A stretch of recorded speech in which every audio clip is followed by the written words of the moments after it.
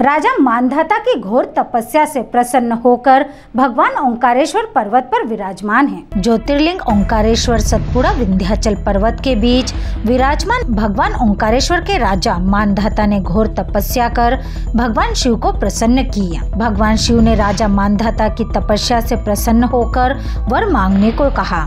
राजा मानधाता ने कहा, आप सदैव इस पर्वत पर विराजें और आने वाले भक्तों का कल्याण करें। जब से कल कल बहती मां नर्मदा की कावेरी नदी के बीच ओंकार पर्वत पर स्वयं भू ओंकारेश्वर विराजमान है। नर्मदा कावेरी के बीच स्वयं भू ओंकारेश्वर ममलेश्वर की भक्त चारों धाम 12 ज्योतिर्लिंग की यात्रा करने के बाद जब तक जल नहीं चढ़ता यात्रा अधूरी मानी जाती है। इस धार्मिक नगरी में ब्रह्मा विष्णु महेश तीनों पुरियों में विराजते हैं। 3 घंटे की ओंकार पर्वत परिक्रमा लगाने के बाद भक्त बाबा के दर्शन कर यात्रा पूरी करते हैं। बड़ी संख्या में श्रावण पर्व पर श्रद्धालुओं का आगमन होता है। श्रावण मास में भोलेनाथ की पालकी नौका विहार और नगर भ्रमण करती है। यह प्रक्रिया अनादि काल से चली आ रही है। पंडित अंतिम जोशी ने ओंकारेश्वर के महत्व के बारे में हमारे संवाददाता को बताया। यह पर्वत पूर्व समय में बड़ा विशाल था और विंध्याचल पर्वत को इतना अभिमान और इतना मद हो चुका था कि वह पूरे सांसारिक जीवन के लिए हाहाकार मच गया था।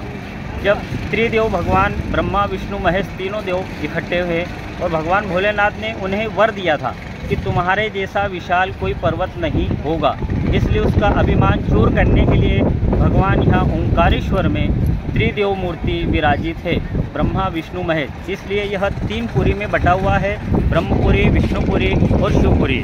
और ओंकार का बड़ा महत्व है।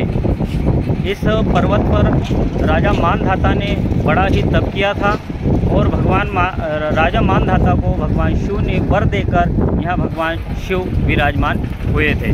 जब से यह ओंकार पर्वत शिव स्वरूप माना गया है और यहीं ओंकारेश्वर भगवान विराजित है। प्रत्येक यात्री जितने भी तीर्थ यात्रा करता है, जब तक ओंकारेश्वर में जल नहीं चढ़ता है, ममलेश्वर में जल नहीं चढ़ता है, उसकी यात्रा अधूरी मानी गई है। जय श्री ओंकार। आपका परिचय? अंतिम जोशी, ओंकारेश्वर। ओंकारेश्वर से ललित दुबे की रिपोर्ट।